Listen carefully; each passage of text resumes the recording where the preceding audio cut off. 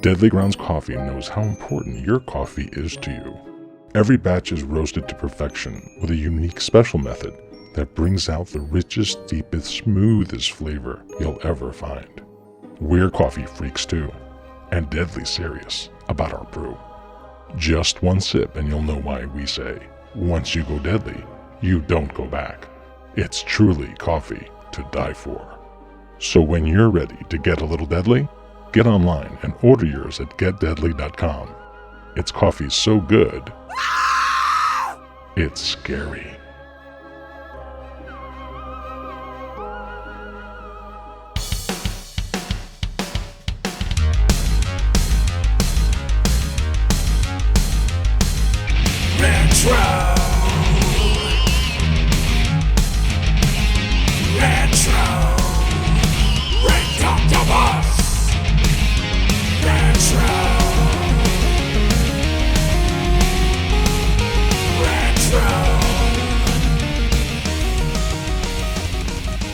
Greetings and welcome once again to another episode of the Retro Ridoctopus It's a cephalopodcast, guys. Cephalocodkeys. It's a fake word that we use, and it's the only show that celebrates all the things that made growing up awesome. That's really the important thing you got to walk away with. We are part of the Dorkening and the Inebri-Art podcast networks, both of those.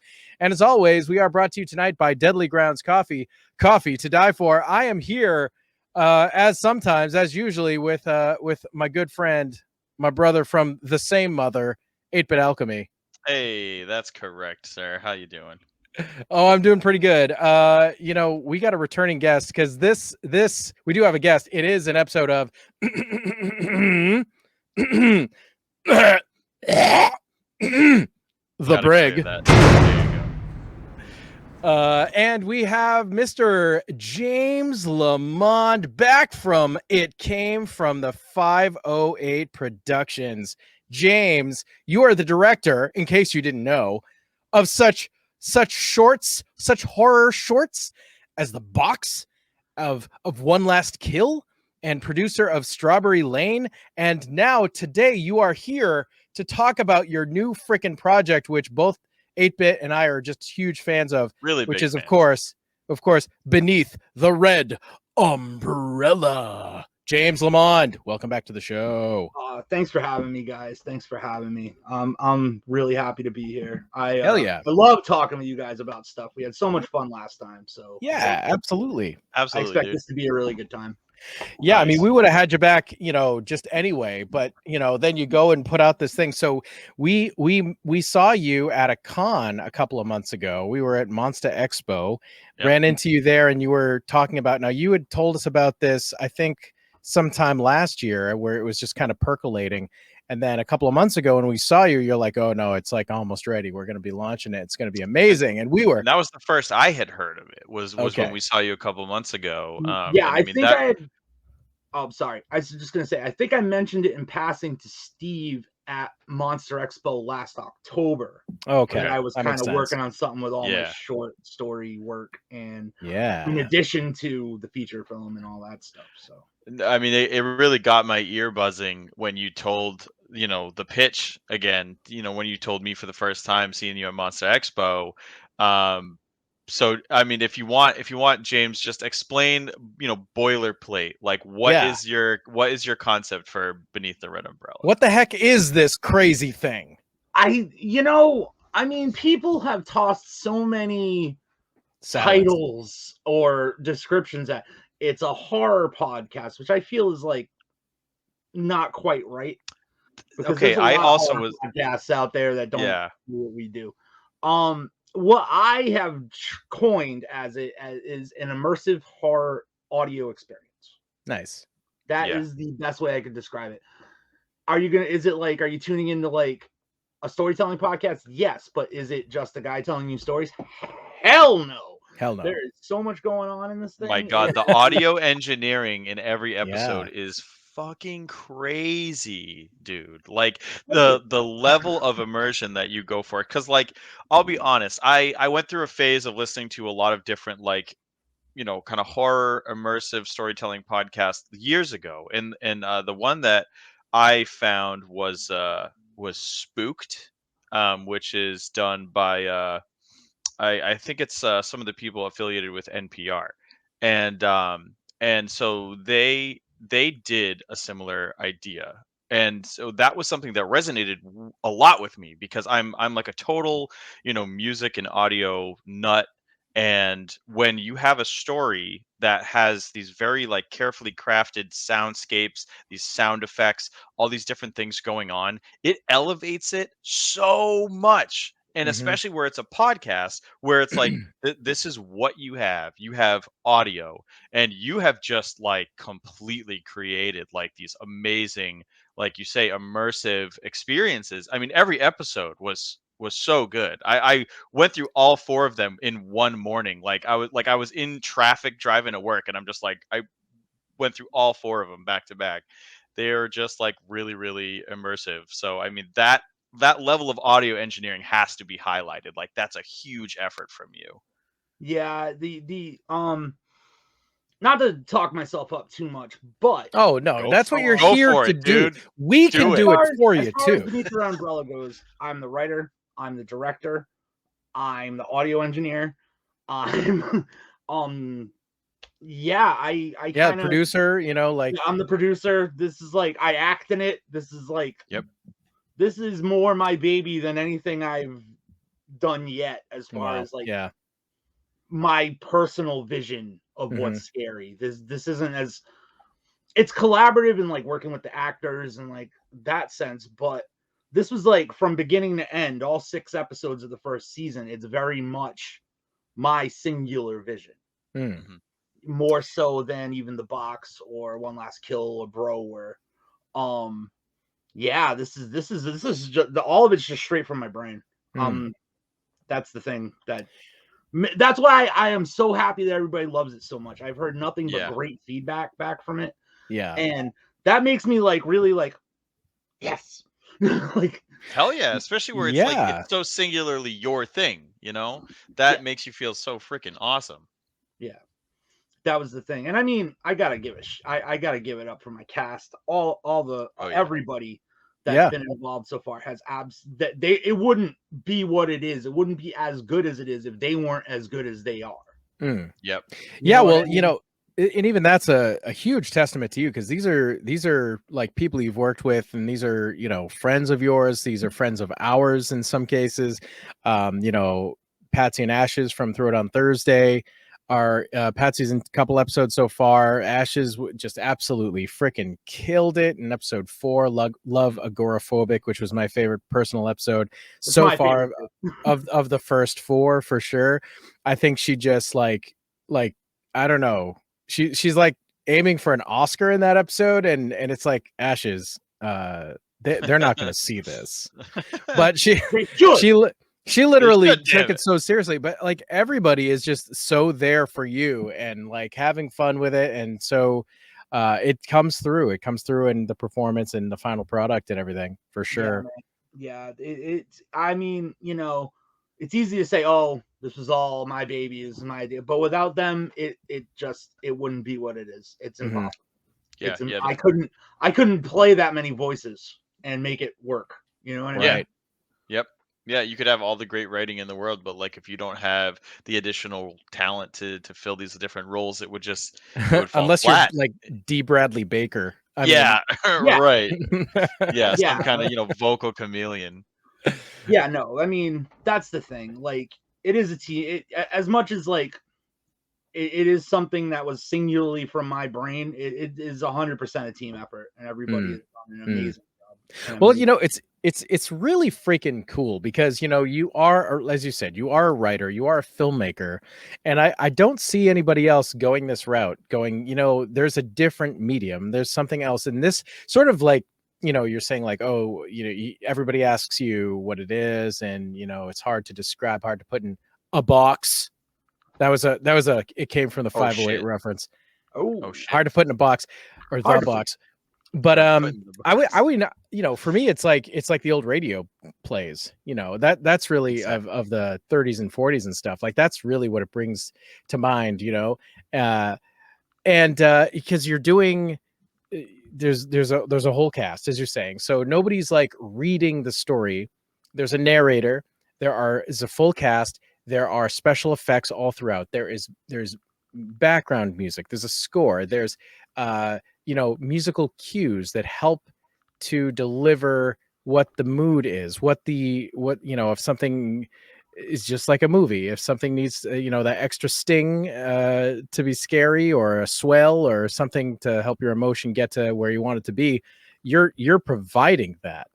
And something compared to something like an audiobook or something like that, even a really great audiobook where the narrator is doing a good job and doing voices and stuff, it's just not the same category of thing as what you've made here. Right. This truly is just different. It's dramatized and it's fully produced. So to say it's fully immersive is a really good way to put it, I think.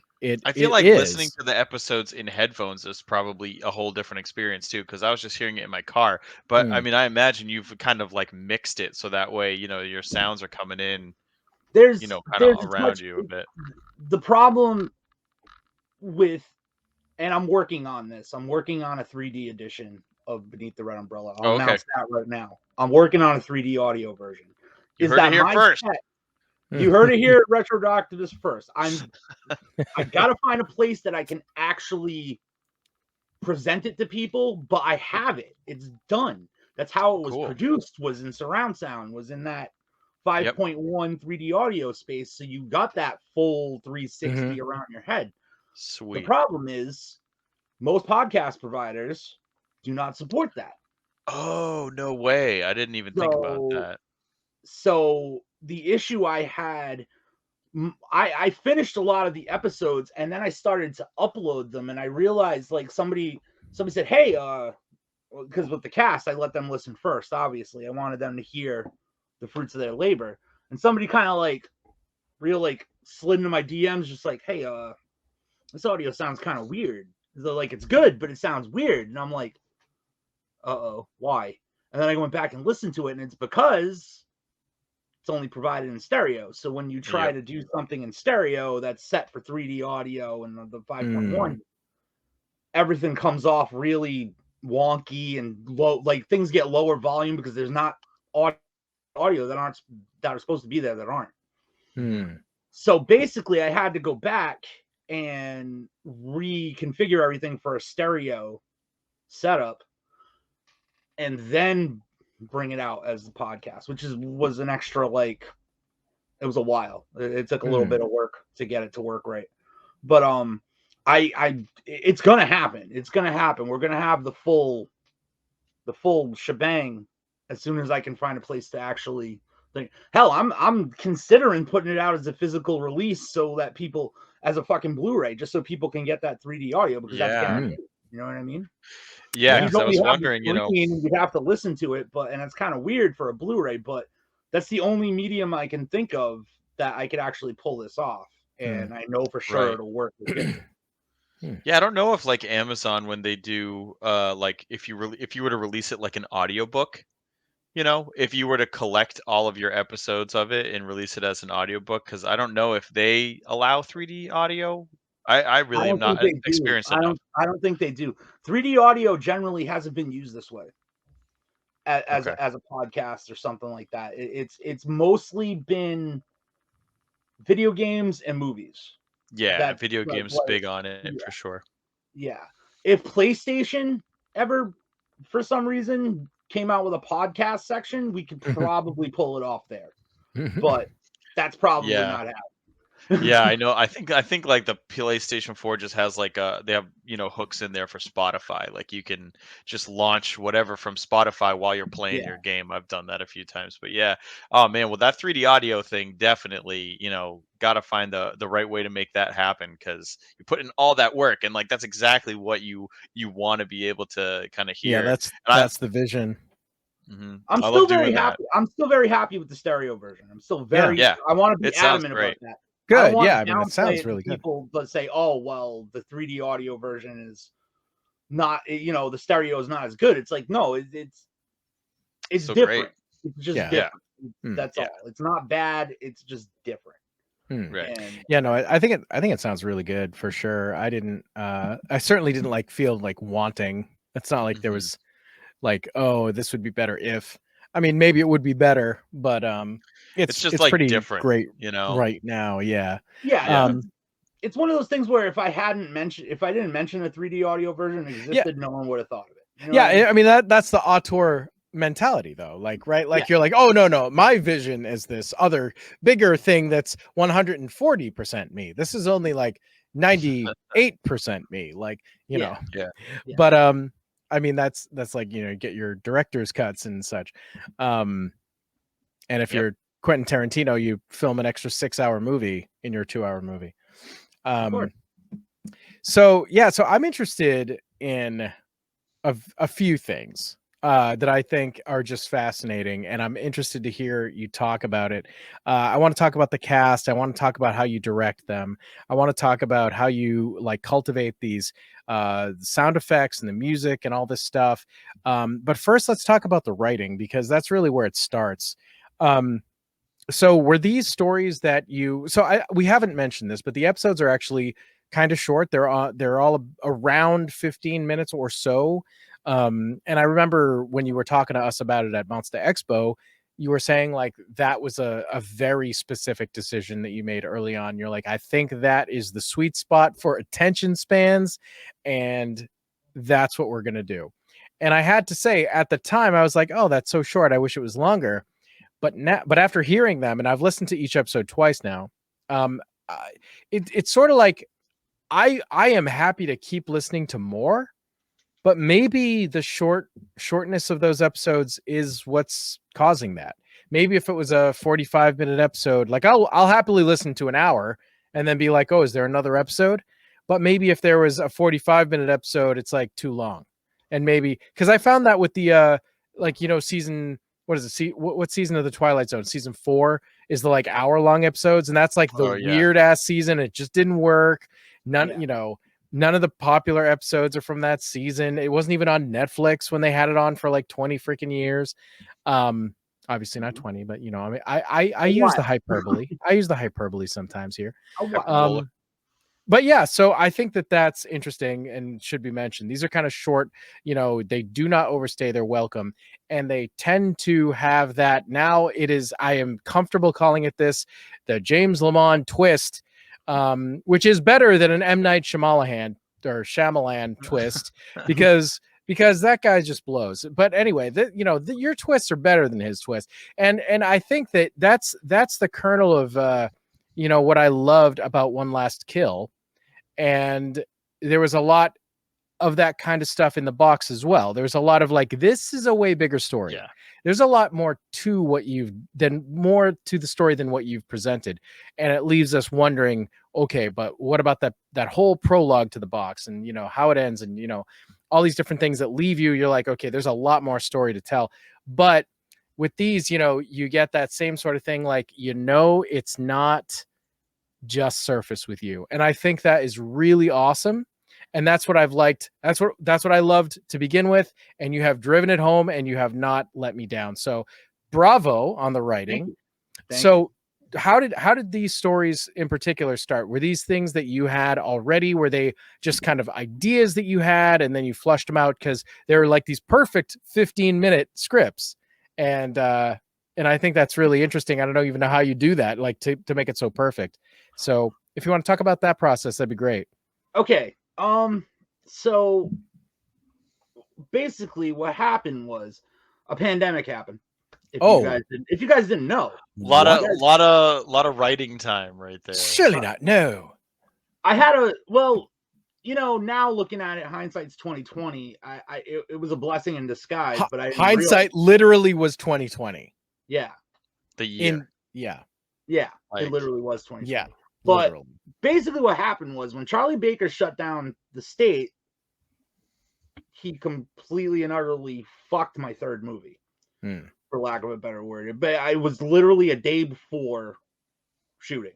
Right. I remember you talking about this when you came on the first time. Yeah. Like, you know, like the force of inertia, anything you're sprinting, you trip, you fall face first into a brick wall, and there was no coming back. It was just a massive domino effect. We lost locations. We lost.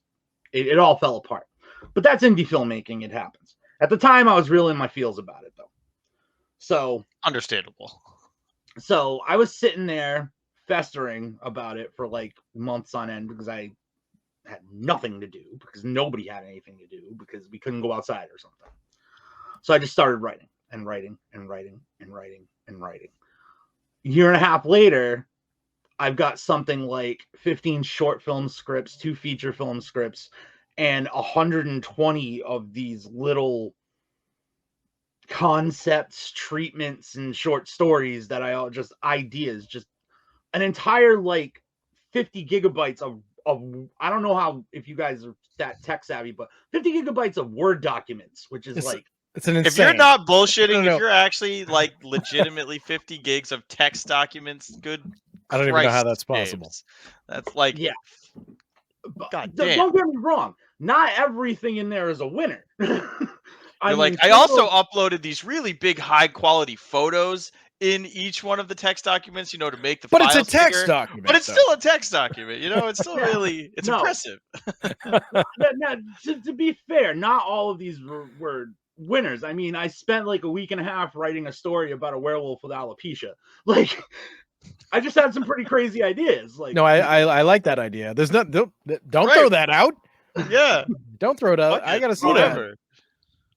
But there's just some really out there shit. And I eventually, I came to a point over the course of, and then again, a couple of months back, we ran into financial snags with the feature, with the crowdfunding, and I was kind of just sitting there waiting for a while for lawyers and tax people to sort it out. And I'm like, I cannot just keep going through this cycle of getting screwed over. I'm doing something different right now. And I started digging through those stories, and I found 6 that really, I looked at them and I was like, all right, there's really something here. And I just redeveloped them into audio plays. And I said, okay, we're going to do this crazy thing I have. We're going to make an horror audio podcast, storytelling podcast. But we're going to do it this way. And I pitched it to everybody, the whole shebang, the sound effects, scoring, the whole 9. I was like, we're taking everything that I've heard on storytelling podcasts and we're cranking it up to 11, and we're just throwing it out there, and we're going to see what the hell happens.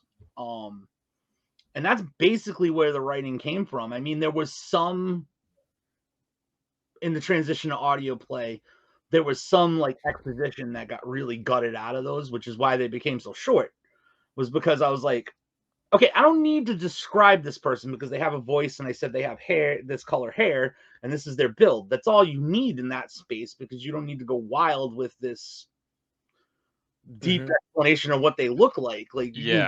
Your brain will connect enough of the dots together to give you a picture of what you expect the person to look like. So a lot of the exposition came out, and then I ended up with I was done rewiring those stories, they all ended up in the 7 to 9 page range, and I'm like, oh, those are kind of short. But then I physically took the first episode, The Confession, and I sat some people on my couch, and we did it. I narrated, they acted, and we just did it rapid fire. I looked at the clock. You had yourself a table read. Yeah, we had a little table read with it, and we did it, but we did it just like we would if we were doing the episode. I was like, just snap into it. Just snap into it. Don't stop. Don't stop. And I looked at the clock and I was like, okay, it's 17 minutes long, but that felt really good to me. I was like, right. It felt substantial, and I was like, the length of the story to me didn't really matter. It was what feels good. What feels good in this space? What's speaking to me as a listener? And it really that 15 to 20 minute format really stuck. And I think it's working out really well. So I think so too. I'm sticking with that. But yeah, that's pretty much where it all came from. It was just a product of me being interesting. sick of getting screwed over in independent filmmaking and saying I'm going to do something completely different. So nobody can screw with this because it cost me all of $300 out of pocket to make it. So fuck you all. Except the fans. Don't not the fans. I mean, the please people listen. that were involved in the outside. The outside certainly, yeah. Caused some of these pauses we've had to deal with. Yeah. No, screw everybody. Just take the reins and drive. And I mean, it's really cool. It's really cool. So I love hearing about like the evolution of an idea and a concept and how it got to where it is. And it's like, yeah, so you didn't actually plan on having these 17-minute episodes or whatever. It's like, no, that just felt good. That felt right. It just felt it felt to me like it was fixing. To me, it fills a space that I didn't know anybody needed. But once it hit me, I was like, this is exactly the kind of thing we need right now. Because like most horror storytelling podcasts, they really are long. They're long. Yeah. Like knife point horror is like an hour long. Yeah. And I mean, I think what we were saying earlier, how like the Beneath the Red Umbrella, the story length is so, I don't know, I use this word a lot, but it's digestible. It's short enough that your brain can get the whole story. You're not overburdened with too many details that you're like trying to keep straight. It fits into the number one use case for podcasts, which is people's commute to and from work. And you're also left kind of wanting to hear it again because the investment level was short enough that it makes it snackable. You can be like, oh, I want to go through those again. I want to go through season 1 of Beneath the Red Umbrella again. I want to listen to all of them again. It's not a 6-hour undertaking. It might take you an hour and a half. And that's like huge. Everyone's attention spans are getting shorter. Everyone's time is hard pressed for, what piece of media are you going to choose to consume? So when your media falls into a nice little crevice of time that people have, it's perfect. It really works. So I think that's really, a great kind of way that it ended up turning out. No, absolutely. It's so key to me now, looking again, hindsight 2020. It's so vital that Beneath the Red Umbrella fill that space. I do not think, because this has been, I don't want to talk it up too much, but this has been insanely successful for us. We have had a lot of listenership, like a lot. That's awesome. Like awesome. I look at the numbers weekly when we launch a new episode, and I just happen to, because I try not to think too hard about that. I don't want that to be why I'm making things. I be a creator first. Cherry on top. But every week I have no choice, because that's how my podcast provider works. The other episodes are staring me in the face, and the viewer count accumulated through all channels is on the side of the episode, so I can't help but look at it. And every week I look at it and I go, what? Yeah. Hell yeah, man. It's very cool. It's very cool. No, this has been insanely successful. So I think that the length of time is so key to that success for what we're doing. And I don't think, honestly, like as now this is like, a writer, director, an artist, the artiste. As an artist, I really, really don't want people to listen to something that I created for a half an hour and then get bored and then forget to listen to the other half hour. I want people, because again, another vital thing about Beneath the Red Umbrella is you have to listen to the ending. Oh, yeah. Of every episode. Well, that's where you get the trademark James Lamond twist. I like to call it the surprise spin kick to the stomach. That's what I go for. It's like, oh, you thought you knew what was going on. No, you don't. Gotta wait for that surprise spin kick to the stomach. That may be the title of this episode, James. I think that should be. I'm with it because that's what I always see. I always picture it in my head. Like I'm very I know, like, being a horror guy, it would kind of be surprising, but I'm very influenced by like old martial arts movies and just Japanese culture in general and karate and all that. So I always picture myself just walking away from somebody and go, "Oh, you thought," and then I spin around and kick them in the stomach. Hey, yeah, pretty much, yeah. So that's where the trademark James Lamond twist comes from. If I don't read it and go, "Oh," it's got to be better. Right. I can do better. I got to kick them in the gut. Right, because if they're expecting it and they think they know everything, then what's the fun? Even if they think they know everything. I mean, and this is what I remember talking to you about the last time you were on, with One Last Kill.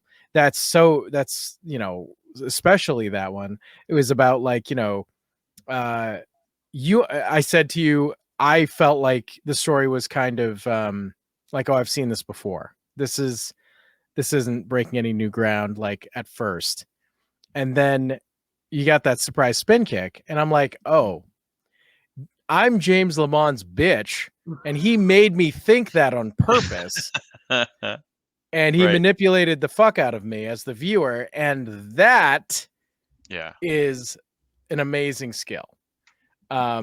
And it's also just next level writing as far as I'm concerned. Any time that you can trick the viewer into going, oh, oh my god, this is so plebeian. I know all the plot points that are gonna happen before they even happen. I'm the smartest, and then they get that surprise spin kick. I think that's very awesome.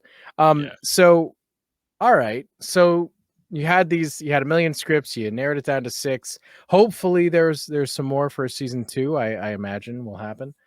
Maybe. But so when this at the time of recording this episode, there are 4 out, but there is another one that will be out by the time this airs. So if you're listening to this on Tentacle Tuesday, or just Tentacle Tuesday, there's one last episode that's going to come out tomorrow. So definitely one more after that one. Oh, so there's 6. Yeah, I know. There will be. So 4 out. But by the time that this episode airs, it will be only 1 left. Oh, sure. Because that'll be next Tuesday. 5 will be out by the time you hear this. Yeah. I think you, specifically, Steve, because you love those James Lamond spin kicks. Yes. I'm going to throw you a little bone. I'm not done with you yet. Okay. Not by a long shot. The kicks are gonna keep coming, man. You better wear a cummerbund. Okay. Or something. I promise you, and this is a lofty statement, I guess, but at this point I'm just gonna say it. I promise you, you will not see the end of this thing coming. Okay. Nice. All right. Gauntlet thrown. All right. So one of the things I want to bring up. So for people who maybe they haven't listened to any of it yet, each episode is self-contained. Mm-hmm. It's season 1. There'll be 6, but each episode is self-contained. But there is a through line in the shape of a calling card that every episode always refers back to. Now I'm not gonna pay attention. Yeah, no, big time. After I listened to him, I texted Steve and we were talking about it. But obviously you can't say too much. You still got machinations and plans and stuff that haven't come out yet. But I'm thinking that there will be something larger that ties all of them together, and that it's not just a throwaway, oh, don't forget what show you're listening to. It is very much like this is indicative of a either a company or a specific person or something that is tying these together. But as a listener, they are the stories themselves are kind of, each start to finish 20 minutes. That's it. Right. And if you listen to them out of order, it doesn't, at this particular moment, it doesn't matter. At this point, it doesn't matter. The only one, I will tell you this, the only one that is very important that you listen to last is episode 6. Okay. You can listen to them in any other order anyway, doesn't matter. There isn't a chronological through line. Okay. It's different than that. But you are right. You are Cool. right. Okay. Interesting. Cool. I'm excited. I'm excited a lot by that. And I mean, I think that's actually that's kind of like the thing that we were saying about the films you've done from with 508 is that there are details that are left out there in your films that make it feel like you're not necessarily going to get the whole answer, but you're going to be left thinking about the whole answer. Right. And so I wasn't sure if Beneath a Red Umbrella was going to go for that of like we're going to make you wonder, or if we'll get all the way there. But obviously there's still 2 episodes to go. So I'll be right there with everybody else in the listening world checking it out. I do have to point out that my favorite episode so far has been chapter 3, The Grimm. I think Dan Bouchard's performance as Angelo was like fucking awesome, and honestly, like the twist was really, really satisfying, and it was just like I don't know. I don't want to like spoil anything, but I'll just say like you wrote it well, and you did something I like a lot, which is information is given to you that you then forget about, and then it comes back, and you're like, holy shit. I forgot all about that. I mentioned it. I mentioned it once in the beginning. At the very beginning, and I love that. I love that. I love when movies do that, or anything does that, where it's like the first act or first instance is something that you're just taking in details. You're not really latching onto anything, and then later it comes back, and you're like, oh my god, that mattered. Like that was important, and that's just good. That's good storytelling. So I loved chapter 3, but the one I actually thought was scariest was chapter 2, Dispatch, because like that scenario is very, very it's very real, to be like a police dispatch, and like you're in just some normal place and nothing ever goes wrong, and then all of a sudden like I don't hear back from right. It was a different lens. A couple of officers. It was a different lens to see a story that is kind of familiar, and you're that more than the other 3 is clearly your homage episode to one of your heroes, clearly. But it was a really unique I made to myself. What's that? It was Dispatch was a dare I made to myself. Really? What was? Did you? It was a dare, not a bet. I was going to say, did you lose? You don't really lose a dare unless you get dared to do something dumb, and then you lose something permanent like a. Was it your your Romero dare? It was Romero. No, it's obviously a homage to Romero. Right. That's like not even. Right, you're not trying to be coy about that. You're like, right, yeah, right. That's what I'm it's doing not even here. remotely a pretend like, oh no, I didn't. I've never seen 100%. Like without him, it wouldn't exist. But I also firmly believed that was no way to make zombies scary anymore. I thought it had been done. Like I thought the subject had been done. And then I pulled out this like 3-page treatment I had for this idea, and I'm reading it, and it was called Dispatch, and it was the basic gist of what Dispatch is. And I'm just like, I can make this fucking scary. I can make this scary as hell. I know I can. So that's where Dispatch came from. But it's just one of those things, and I feel like that's the only one that has like a traditional monster in it. There's other monsters, but they're definitely not. They're products of my own insane brain. They're not classic traditional stuff. They're not a classic. So that was the other thing, was like, can I take a class? Because I already made. I'm not trying to talk myself up, but I already made vampire scary as shit. So what can I do for something else? And that was my one challenge to myself for that.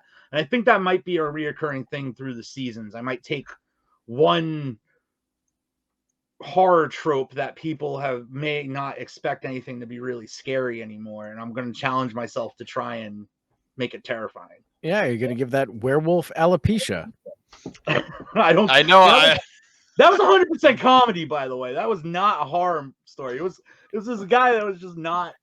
No, I want you to give that treatment another look and go, you know what? I can make this scary as hell. I don't know. know. I have some really good comedy dialogue in that thing. I believe there's one, thing where like this like Jay and Silent Bob type pair of campers, almost like the guys from Bro, is like, this looks like a giant penis. I don't know. It's funny. Well, I mean, the best horror comedies are the ones that are actually funny and actually scary. Like Slither, fucking awesome movie because it's actually genuinely both funny and scary. So like, I don't know. And Iggy works. Right, and gross as shit. Yeah, the Ig factor in Slither. Yeah, the Ig factor is real high. My wife still has not watched that movie because she's like, it's all about snakes. I'm like, it's not about snakes, but it is about worms, and but it it's is real gross. Yeah, right. Yeah, it's so way like, worse than snakes. Yeah. Right, it's not. Yeah, she's got like a snake phobia, and I'm like, I don't know though. You might definitely have a different phobia. I might definitely not. Shut up. I don't want to watch it. Shut up, fuck you. Yeah, I love that movie. That movie's so great. Yeah, hell yeah, man. Well, so I want to talk about the audio. Now, you told us before we got started who was doing the soundtrack, so I'd like you to talk on that. And just go from there. Let's hear about like what's your process for adding your sound effects, cultivating your sound library. Are there things that you're like looking for because you heard it and liked it in a movie and you're trying to find something similar, or like what's your process there? Because there is a lot of sound design in these episodes. So let's hear about the soundtrack first, because you have a great theme song. It plays at the beginning and end of every episode, and it's very memorable. It's simple, but it's also very classic. It's very classic horror, 80s sort of horror. Really, really cool stuff. Well, so who's the composer? Jeremy Arruda, director of Strawberry Lane, composer for The Box. He's my partner in crime, my co-confidant. I mean, we're always working on collaborations and whatnot. And we took a lot of time. When I first decided to go, this is what we're doing. And he designed the logo, the red umbrella as well. Okay. Nice. And we took a lot of time to like really go like, where are we taking the audience before we even tell them a word? Where headspace are we putting them in? And he came back with the score, the theme song, and he listened, and I listened to it, and I put it in the first episode, and it just fit. It just worked. It was perfect. It was exactly what we were going for. And everything that got built, all the ads with the Hitchcockian moving letters and like all the weird creepy stuff we've been doing with advertising, it was all built around that theme. Nice. As soon as we got that theme in place, I was like, this is the last piece of the puzzle. This is it. And it unlocked the whole motif. Really. Yep. It was the master key. Yeah. And it all fell into place from there, because until I had that score, I was not convinced that this was going to work. I was not convinced. I was like, yeah, the episodes are cool, I like them, but it needs that. It needs that opening beginning, and it needs to be perfect, or this is just not going to sound cool. It's not going to work. And then Jeremy came with that, and it just A-bomb. Yeah. Well, I just appreciate a good theme song, because theme songs were dead for a long time, just, across TV, across, all sorts of mediums. I mean, like, I think that, James Gunn has spoken on this at length as to why he made the theme song that he did for Peacemaker, is because he wanted to bring theme songs back. It's like, yeah, what happened to theme songs? This would have worked with a dissonant sting, like, the opening of Lost, technically. Would it have been as memorable? No. This is something that, like, at the beginning of a new episode, I'm like, I don't want to skip this. Like, this is part of it. This is getting me hyped. This is all the hype factory right here. It's on purpose. It's on purpose. I mean, that's what a good theme song will do. I mean, anytime, you go back to shows that you loved as kids, or over the course of your life that had good theme songs, you like that's part of it. It's like, okay, now I'm watching whatever it is, especially especially like, you know, Mask, the 80s cartoon Mask, because the show was actually, it's the one case where the theme song was actually it was hyping nothing because that show sucked, but the theme right, song it peaked at the theme song and theme then song plummeted. is just so goddamn amazing. Oh my god, the theme song to Mask. Oh yeah, no, it's fantastic. I've got myself all worked Fucking up awesome, now. right? Oh Jesus, I'm flustered now. I gotta go listen to some Mask.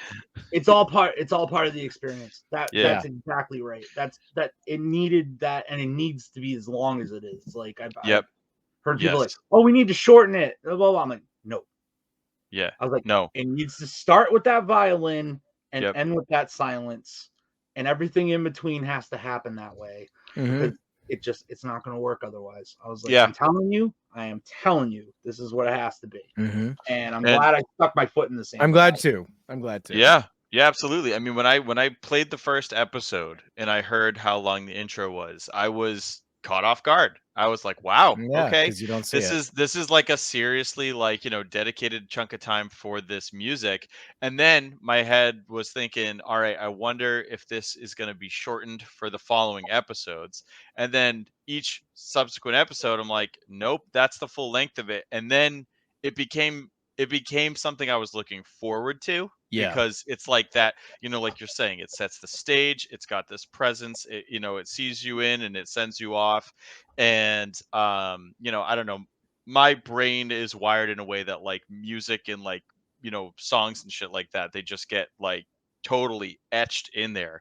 And I shit you not, like after just hearing the theme song across 4 episodes, like it's in there, like it is in the Rolodex. I can think of the theme from Beneath the Red Umbrella apropos of nothing. Like it has enough of a presence that it just totally lives in my head rent free now. And that's cool as shit, because talk about a difficult thing to try writing something memorable in the horror genre, where so many minimalist soundtracks have been used in the past. And I mean, you know, my all-time favorite era of horror is, you know, the 80s and 90s, where you had these really strong senses of identity for the theme song, where whether it's, you know, Halloween or Nightmare on Elm Street, or, you know, there's just these different ones that are really powerful.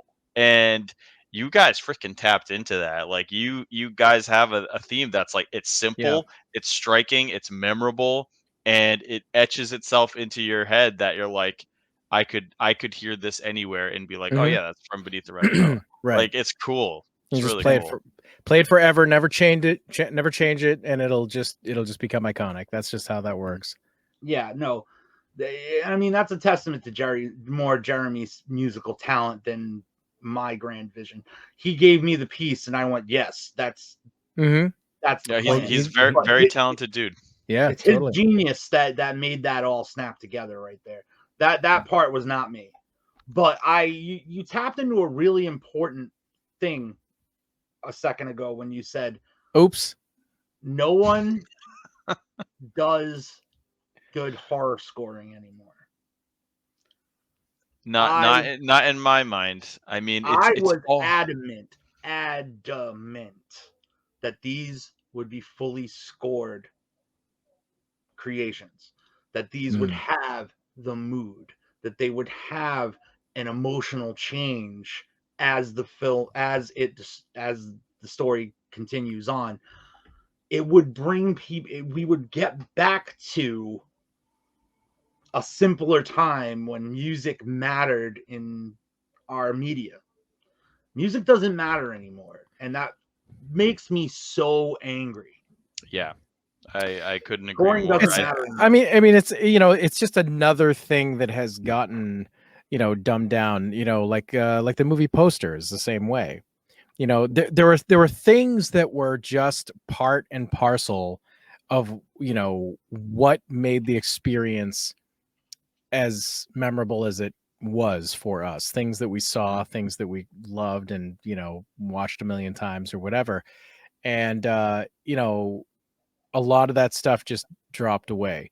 Some of it is the writing as well. Some of it's like, okay, well, you know, you don't have people are just shooting for low hanging fruit as far as plots go, and just, you know, copying somebody else who's already copied somebody else who's already copied somebody else, and so you're getting these stories that don't feel original. They're too derivative, and it's just not exciting. You get that. You literally, the poster died in the 90s so freaking hard and fast. I mean, it's almost like Drew Struzan retires. There's no more decent posters. Like, nobody else can do it. And then the score, and also when it comes to things like TV shows, theme songs, I think really died in the late 90s. I think there was still some good ones going on in the late 90s, early 2000s hit, and it's just all, let's get it over with as soon as we can. Let's do a quick title card. There'll be a sound, and it's a 5-second affair, and we're going to get down to business. And it's like, okay, but like you're taking away a lot of stuff that I love, though. And so, yeah, no, I'm glad to see you bringing the sexy back, James. That's kind of the point. I mean, part of the point. It's a footnote on my bullet points of things that I want to accomplish with Beneath the Red Umbrella. Yeah. It's to bring sexy back. Check. Yeah. I mean, like, people have said, yeah, as a criticism, oh, this isn't going to appeal to the youth because there's this and this and this. And I was like, fine by me. Do you know the level of investment that the youth has? It's not like they're an audience that's captive anyway.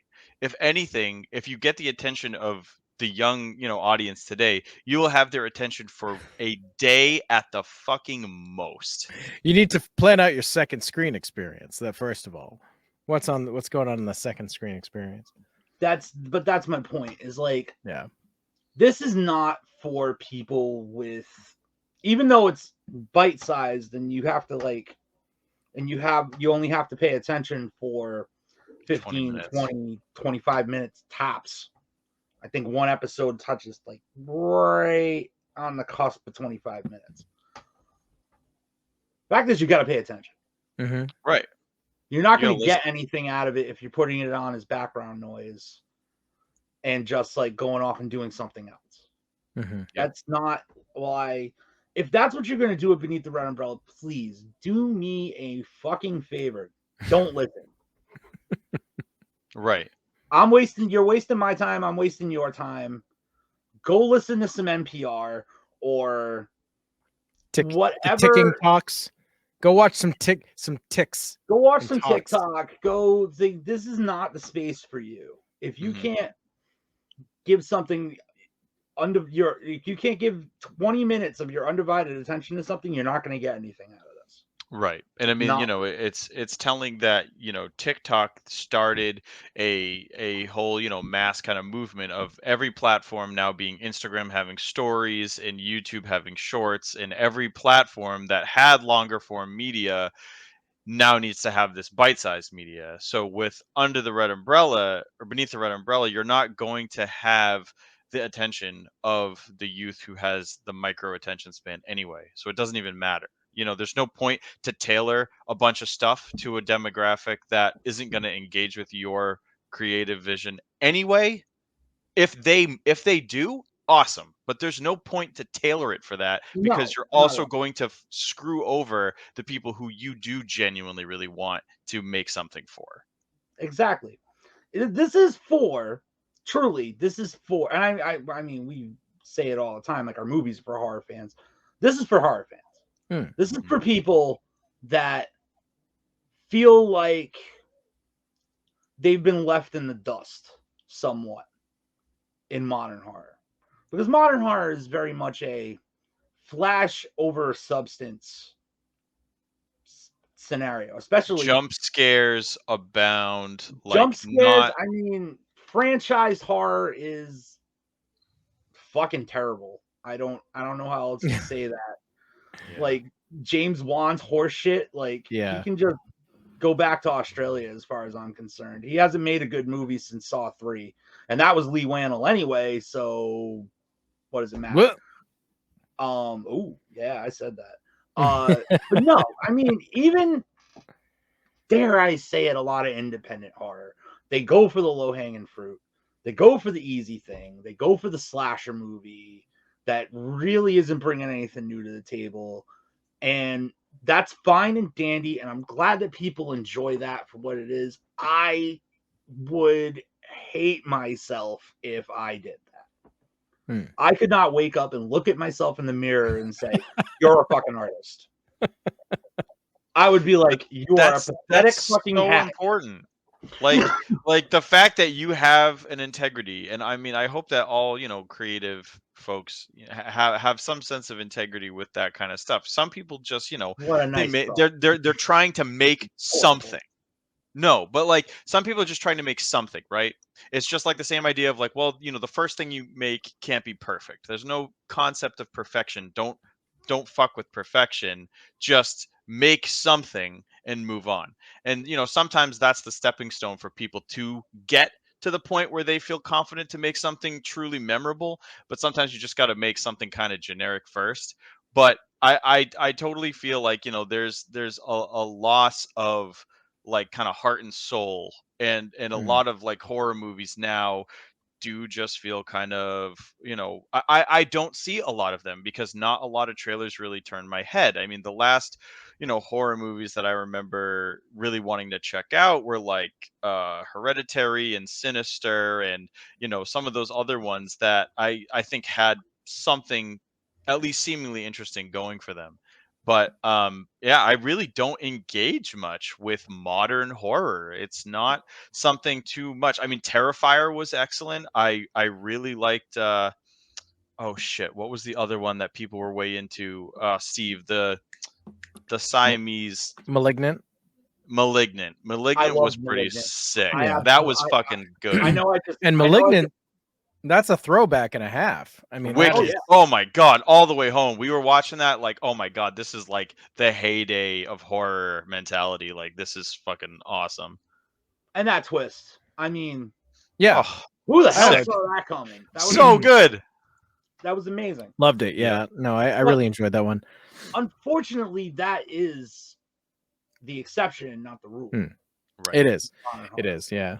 And I think that, a lot of writers, if not all writers, start out by, imitating. I think that, and you can call that low hanging fruit or whatever, but or paying homage or whatever, like to a certain extent, you're like, oh, well, I like the thing, so I'm going to do my version of it or something like that. And that's all fine and good. There's nothing like truly terrible about that. But I think what we're saying is like, you sort of need to move past that, learn stuff by doing that. Develop your comfort zone and then go and outside then of it. Find your voice. You got to find your voice.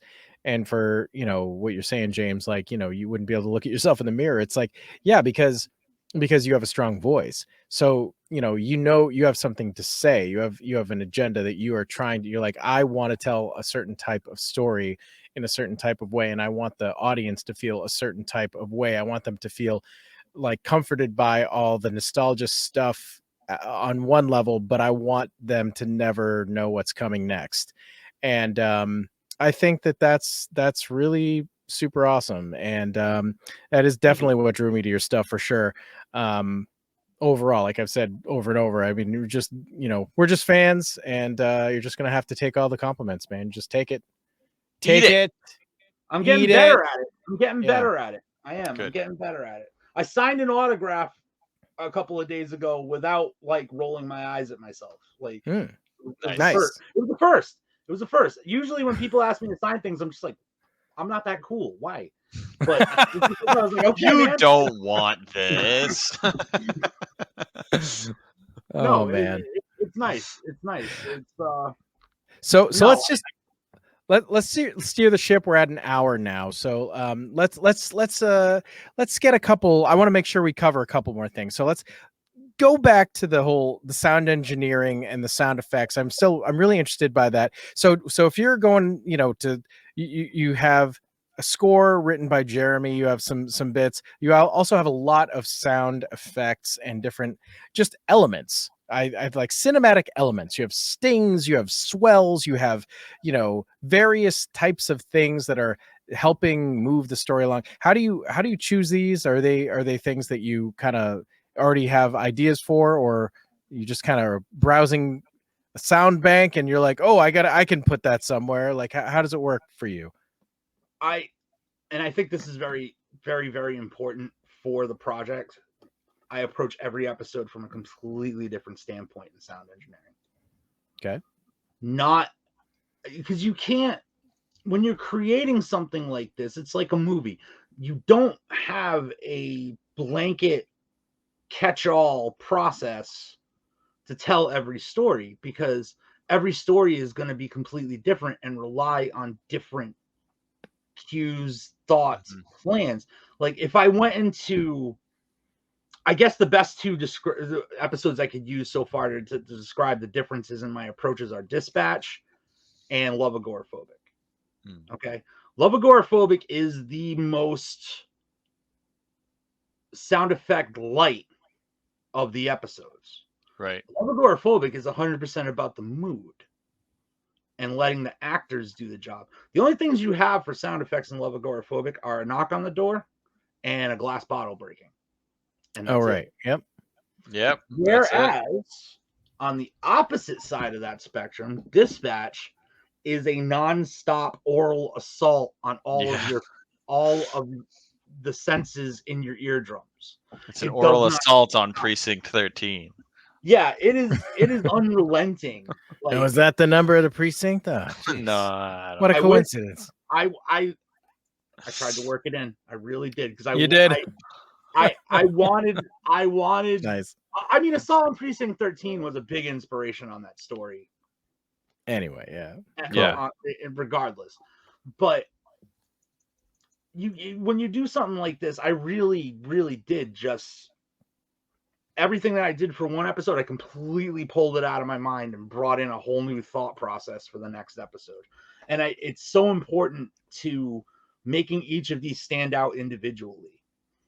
But I was going to say, do you find that you have an idea of placement for sounds ahead of time, or do you just kind of like record all of the dialogue and then go, okay, now I'm going to look at it through the lens of what sounds are needed? It's funny you should say that, because if you looked at one of my director's scripts, not the scripts I sent out to my cast to do the acting, but my director's script, where I have all of the extra pieces in there that are, you would think that I was crazy, because I have some stuff that's like right bordered, some stuff that's left bordered. Like, it's like, this sound's going to be on this side. This sound's going to be on this side. Okay, that's interesting as hell, though, because I wondered that. I'm like, how do you think about that? Do you save it all until the end, or do you just go into it thinking like this would be already kind of figured out a little bit? Some stuff I had figured out. Some stuff I had to kind of figure out how to create, because I didn't have a sound for it. Like, the best one I could, like, the throat ripping impact in Dispatch when Sanders gets it. I didn't really have anything for that, so I took a little Tascam recorder and I smashed a peach, and then I slowed it down to 50%, so you get that. Yeah. Some of the sound effects I created myself, just me using my brain and being crazy, and then some I tapped into licensing, and like I pulled in, a lot of the scoring I pulled licensing from composers and stuff like that to use. But even in that space, I also manipulated it to fit what we were doing. Like I would hear a song or a soundscape, and I go, I dig that, but I think it would sound cool if I pulled this other soundscape in under it, slowed this one down, so it's still its own original concept, right? Even though I'm pulling in all of these extra elements that people have already created. Well, the things that I noticed, the Foley aside, the things I notice a lot are all the sound cues and stuff. And you will sometimes have just, at the right, like little bit of dialogue in the background. You hear this very subtle, like, or just like a, a dissonant little, very, very subtle, most people probably aren't even aware that it's happening. You're just experiencing it. But I mean, like I always love that kind of stuff. And so that stuff is there's a lot going on with that. Like sound effects aside, because the sound effects are like almost this. Yeah, the story has to drive it, right? Like you need a door. Okay, I need a throat rip, but like there's nothing that says you need that little dissonant peal behind that line, but there was something that told you to put it there. Yeah, so that's what I think's more interesting. So like if you're going and you're like, this needs a little foghorn, like what?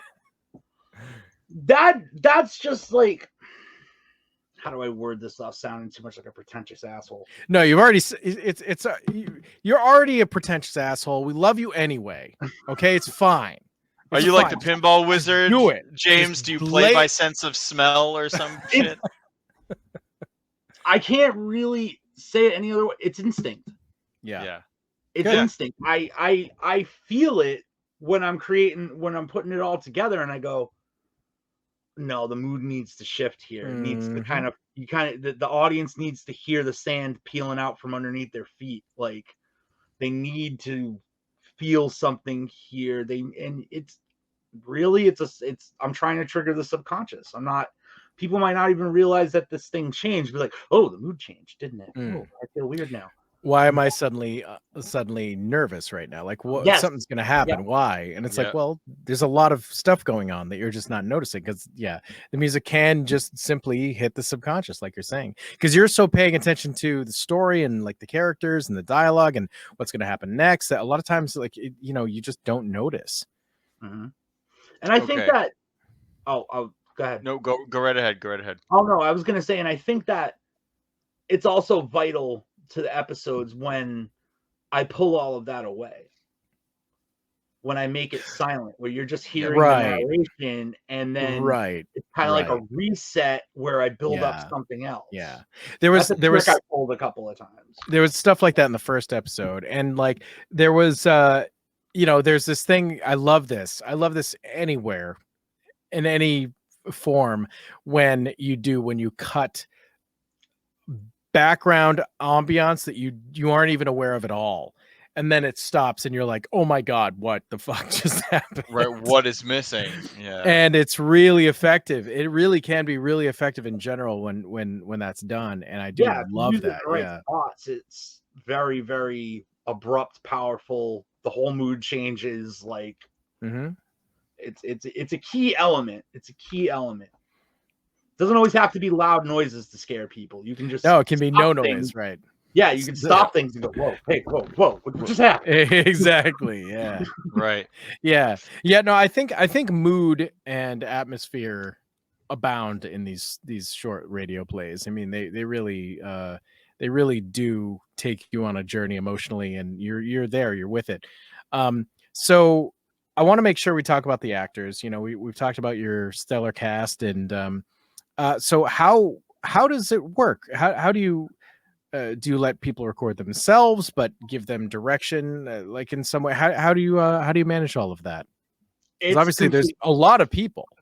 It's chaos. It was chaos getting it all lined up because we're all busy people when it comes to like all the other things we have going on. So getting people in, and it was basically, I mean, this is the one thing that I will say was like less planned out and more just get in where you fit in, complete hodgepodge. It was like some people were coming in on Zoom calls. Some people were coming to my house and recording at the studio here. Some people were doing it on their cell phones and then like emailing it to me, like with my direction. Obviously, I would send them my director's notes and say, this is what I'm looking for. And they just killed it. It was just, we just got really lucky like that, where we didn't have to fight through it too much to get the characters out of people. And that's a testament to how wildly friggin' talented these people are. They're incredible. Totally. But no, that was the one aspect that was really crazy. There was one Zoom call very early on in the process where I had 3 people in the same call doing parts for 3 different episodes. Wow. It was lunacy. It was just scheduling. That's the one tough part about something like this is like, and you want to be as flexible as you can because everybody donated their time. Yep. to do it. So you don't want to be like, well, we need everybody on this day, very adamantly. So that was the one place where I was really flexible. I was like, all right, well, we can all do it this day. Great. But we all have to get in on this one call and get it all done. And it was weird. It was weird. It's definitely a different directing experience than directing a film, which is very much a very more stringent, like, okay, we're all here this day because we all get in front of a camera. So, but right. It was wild. It was so wild. Did you ever have an instance where somebody turned back a performance and you're like, I like this, but it's really not what I was thinking for the character, and you had to go back and say, can you give this another shot? Can you try it a little differently? I'm thinking more like this. Nope. Kind of a thing. No. One. It's worked out. I can say that with utmost confidence. Everybody came in understanding the assignment. Every single one of my actors came in saying, I think I got it. And they did. And nice. That is the first. It's never been that easy before. It might not ever be that easy again. But it all lined up right. Nice. We just got lucky. But it was very, very easy on the actor side to direct them. There was a few things where I would have notes where I'd go, well, maybe try it this way. But it was more about the emotion of the scene than the character they had created. The character was there. Okay. Yeah. You know what I mean? But that was it. Literally it. They came in like knowing what they wanted to do with it. And they took things in places where I didn't even think of it when I was writing it. That's impressive. I mean, that sounds like, every director's dream is, when you have, you have your idea and you have these talented people that you're working with, but they also, I mean, to put it bluntly, they give a shit enough about this role that they're doing that they're actually bringing their own, kind of intentions to the character without betraying anything you're going for, but also they're invested in it and they're just like, they're taking the role and running with it. Like that's truly amazing. And I can't really single anyone out in saying that they were like the all-star, because they were all all-stars. They really were. Everybody that came in, everybody from this cast, every episode they really just captured what I was hoping we would get with the audio performances. And most of them have never done voice acting before. So that was like the mind-boggling part about it. Because I was like real apprehensive when we started this. I was like, I know I need this to be acted. I know that this is the way it's got to work. But Jesus Christ, please just let them be good at it. And they were. They were. Yeah. We got obnoxious. It's unfair how lucky we got with that and how good they are. And I can't wait now that we have the first season done and we're like the inevitable season 2. I can't wait to see what we do with it now that we all have a really much better grasp of like how to approach it. Right. It's just going to get better. It's just going to get better. Well, we are friggin' here for it, man. So I mean, I think it's awesome that this is finding its audience. I think it deserves it. Definitely happy to have you on to shout out this project. We believe in it very strongly. So I mean, one thing we haven't said is, where can people listen to Beneath the Red Umbrella? Literally everywhere that you would listen to a podcast. Everywhere. We are all encompassing. Everywhere a podcast can be found. My suggestions, because of audio quality purposes, would be Spotify and iHeartRadio. Okay. I know Apple Podcasts, people listen to a lot of podcasts on Apple Podcasts and Amazon, but they're not, the quality is not as good. Interesting. Straight up, it's compressed to shit. They do not let you have enough bandwidth because they're greedy. So while you can listen to it on Apple and Amazon, knock yourselves out if that's what your options are, especially if you have Prime. Obviously, I get it. But if you have the option, listen to it on Spotify, listen to it on iHeartRadio, or go to itcamefromthe508.com and play it directly right on there.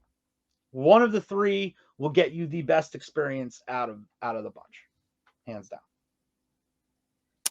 Nice. You heard it, folks. Straight from the mouth of the man holding the red umbrella himself. I have one. Mr. Someone made me one.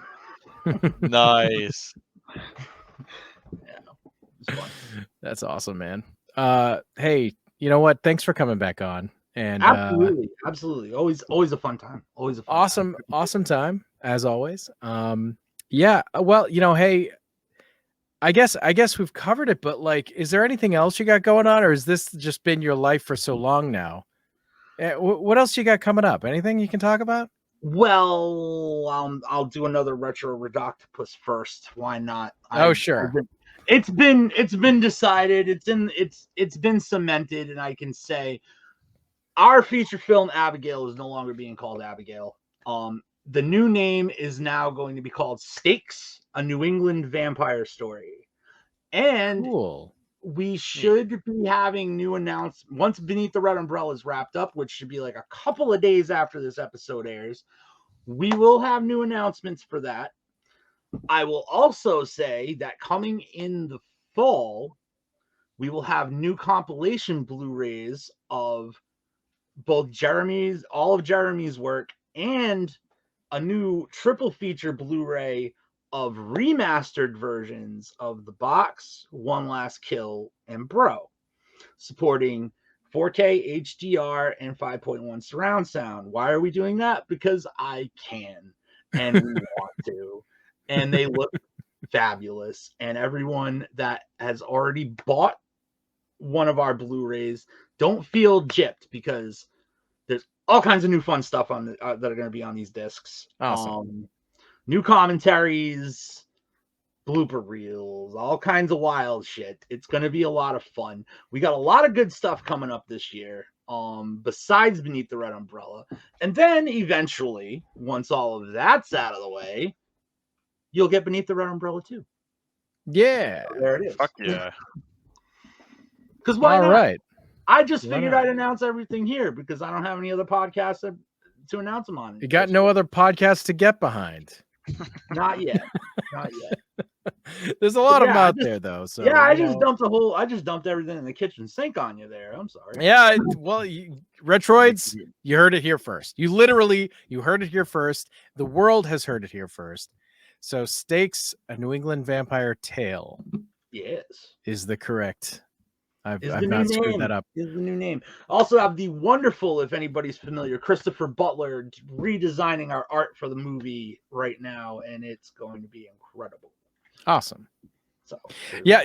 So last time, I wasn't sure exactly whether or not to bring it up, but the last time you were here, the main thing you were promoting was the Indiegogo, right? I think it was an Indiegogo for Abigail, and of course that it didn't end up happening, but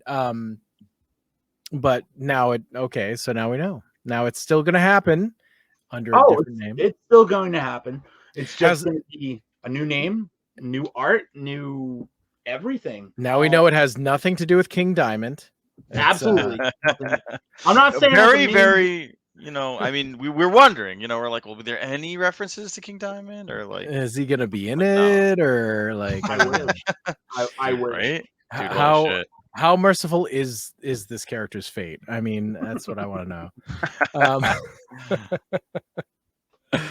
Well, James, once again, thanks for coming by, and I hope everybody checks out Beneath the Red Umbrella. You definitely should.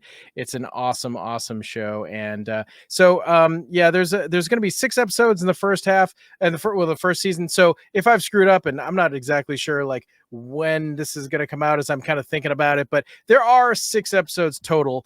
However many are out at this moment, I don't know, but definitely go check that stuff out. Throw them a subscribe. I think you're going to want to listen to all of them. Like 8-Bit said, it's very bingeable.